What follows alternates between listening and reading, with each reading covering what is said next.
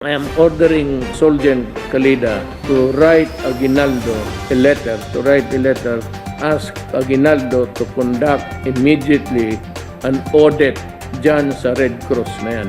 So that's your response to the ICC pretrial chamber, and that's just the way it is. These cases will really take... That's the way it is. There is general dissatisfaction even from the ranks of ICC state parties. You don't care about transparency? Why would I care about transparency when we're ensuring that guilty individuals are investigated, prosecuted, and punished for their acts?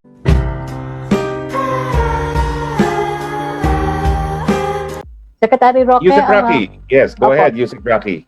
from Kari Cator ng Manila Times, the ICC has authorized an investigation not only into the drug war killings but also on the so-called Davao Death Squad. This means summons and arrest warrants can be issued against the president. What happens now? Is the president going to just keep threatening the ICC with his words? Mali po yan. Wala pa pong power to summons ang ating hukuman.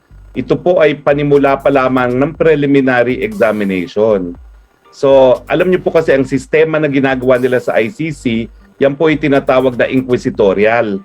Dito po sa Pilipinas, ang mga nagrereklamo, sila po yung nagsusumite ng mga ebidensya.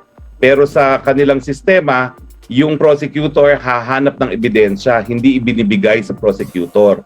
Ang problema, kung hindi na tayo miyembro at wala ng duty to cooperate, paano sila makakakalap ng ebidensya?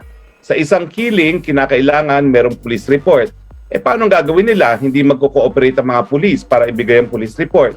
Hindi magko-cooperate ang autopsy, yung forensics expert, no, na naggagawa ng medical legal, no? Hindi magko-cooperate yung police kung ano ang mga naging resulta ng kanilang investigasyon, no? So yan po yung sinasabi mismo ng ICC Pre-Trial Chamber nung sinabi niya na dapat yung prosecutor wag magtuloy sa investigasyon kung hindi naman magre-resulta sa satisfactory at successful prosecution dahil walang kooperasyon.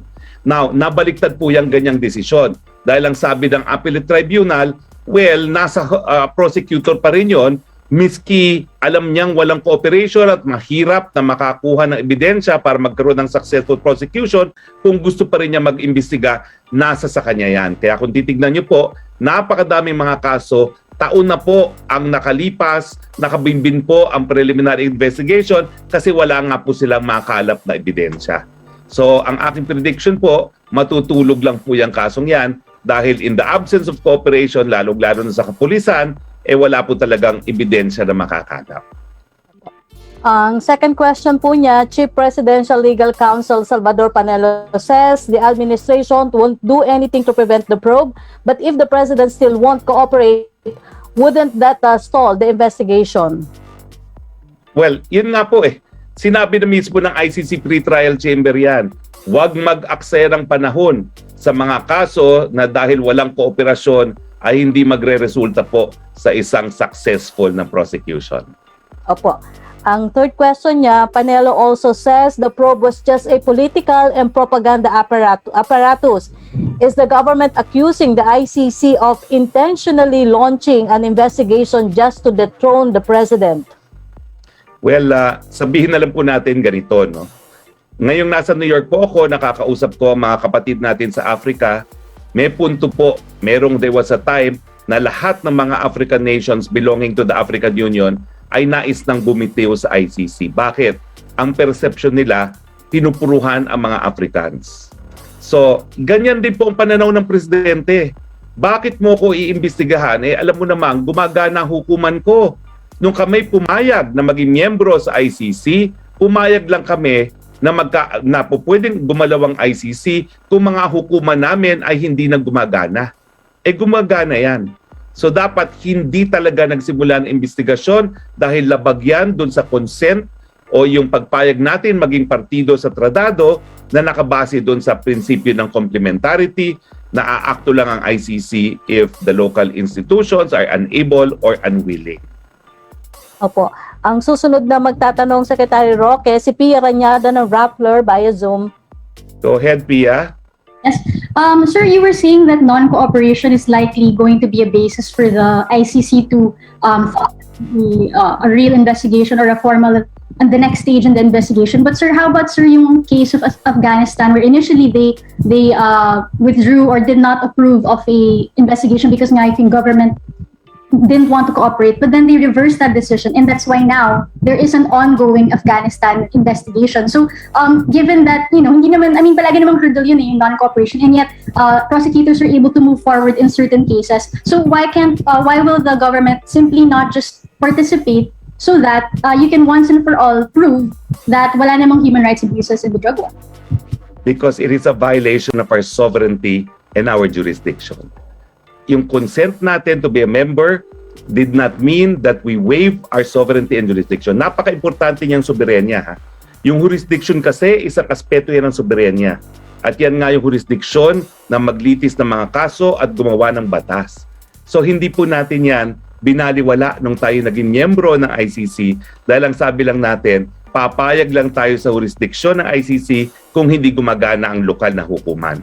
Tama ka na doon sa kaso sa Afghanistan, nabaliktad yung pre-trial chamber, no? At ang sabi ng hukuman, hayaan mong prosecution mag-determine kung gusto pa rin niya mag-imbestiga. Pero, hindi pa rin po yan na isasampa sa hukuman. At napakadami pong mga kaso na kabinbin sa level ng pre-trial investigation dahil alam naman ng prosecutor na kapag siya nagsampa ng kaso, kinakailangan niya proof beyond reasonable doubt at 3 huwes ang magdedetermine kung napruebahan nga yan ng prosecution. Napakahirap na burden po yun. And then, Sec, you were also citing as one reason yung we have naman a robust justice system and it's enough to prosecute these alleged abuses. But sir, the pretrial chamber, one of its determinations was that this justice system does not exist. This robust mechanism that you say, can I just quote from a line from the decision?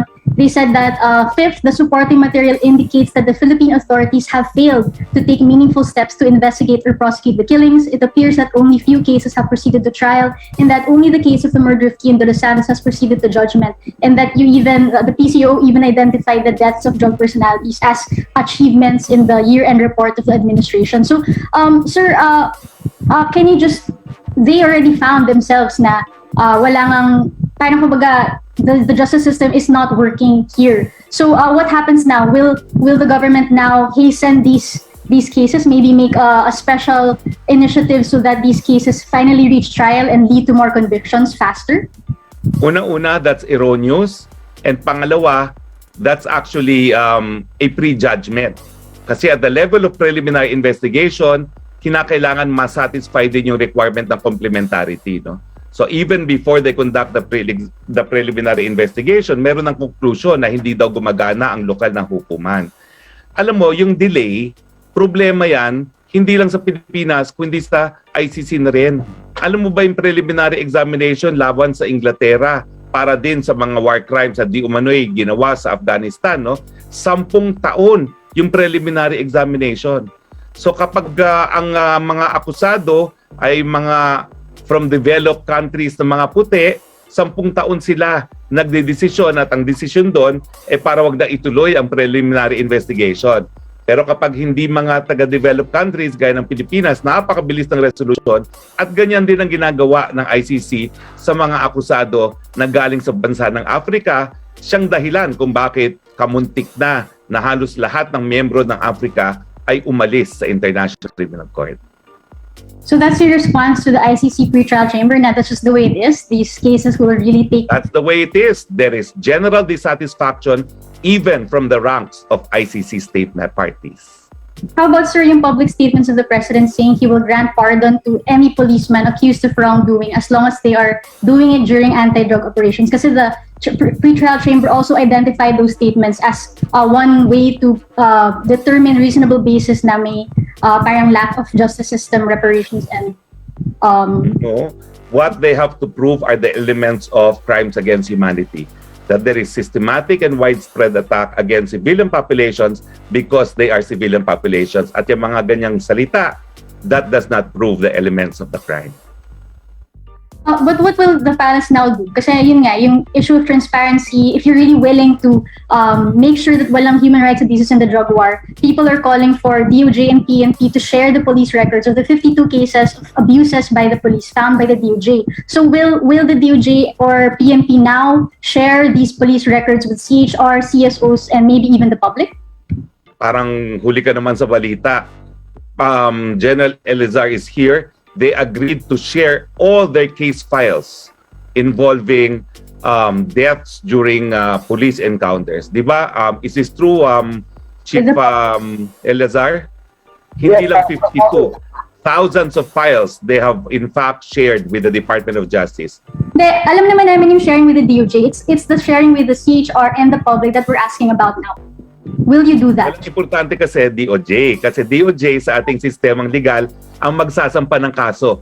Walang kapangyarihang magsampa ng kaso ang CHR. Yeah, but the giving it to CHR would at least give the impression that you are willing to be more transparent about these cases.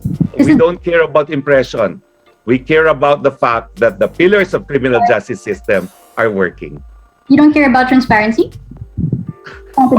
Why would I care about transparency when we're ensuring that guilty individuals are investigated, prosecuted, and punished for their acts? Yun ang importante kasi ang obligasyon ng Estado when there is a violation of a right is to provide an adequate domestic legal remedy to the victims. At yun nga po yung obligasyon na litisin at parusahan ang mga nagkakasala. All right. Last question, folks. The pre-trial chamber also recognized that states have a responsibility and the right to carry out anti-drug operations, but they said that the drug war carried out by the Duterte administration can in no way be considered a legitimate anti-drug law enforcement based on the documents submitted by the prosecutor. Reaction to this, and what will you now do about the drug war campaign given this determination? That's a preliminary assessment without the benefit of preliminary investigation and should not be given much weight and attention. Right. Thank you, Sec. Thank you very much. Yes, punta naman tayo ulit kay Yusek Rocky. Okay, thank you, Secretary Roque. From Laila Salaveria na Inquirer, for clarification, is there a particular reason why it has to be the Solgen who has to write the COA to order the PRC audit? Because according to the administrative code, the OSG is the legal counsel of the Republic. Ang second question po niya, what will be the government's course of action if the COA will refuse to audit the PRC? That's speculative po because we're confident that the COA knows its job and that unfortunately the PRC is not cognizant of the constitutional provision that all public funds should be subjected to audit by COA. Opo. From Ivan Mayrina ng GMA News, reaction sana ng palasyo sa pahayag daw po ni Mayor Indar Sara kahapon, and I quote, meron kaming maayos sa kasunduan ni Pangulong Duterte sa aming karera. Ibigay po natin sa kanya ang pinakamalakas na suporta sa kanyang desisyon na tumakbo bilang Vice President. Can you tell us more about this agreement, Secretary Roque? I will have to defer to the spokesperson of Mayor Sara, who is Mayor Cristina Garcia Frasco. Opo.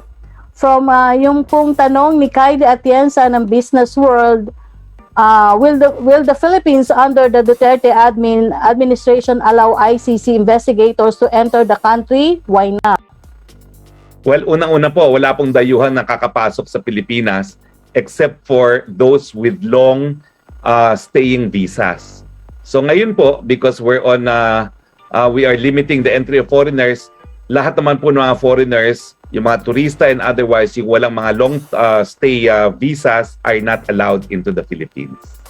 From Joseph Morong ng GMA News, your statement that the pre-trial chamber said it rather not continue investigation because it will be difficult. But there is this quote from the chamber which contradicts you. I quote, in this regard, the chamber considers that it does not follow that an investigation should not be open when where facts or accounts are difficult to establish, unclear or conflicting. Such circumstances in fact called for an investigation to be opened, provided that the relevant requirements have been met. It does not follow that an investigation should not be open, it said. Well, I admit po, no, that is the decision of the appellate tribunal. Pero ang sinasabi ko po, mas naniniwala ako na tama ang desisyon ng pre-trial chamber. Kasi kung ikaw po'y bihasa sa criminal prosecution at sa litigation, kung wala kang ebidensya, wala ka ring kaso. At kung walang kooperasyon, wala ka ring kaso, no, dahil wala kang ebidensya na may maibibigay sa hukuman.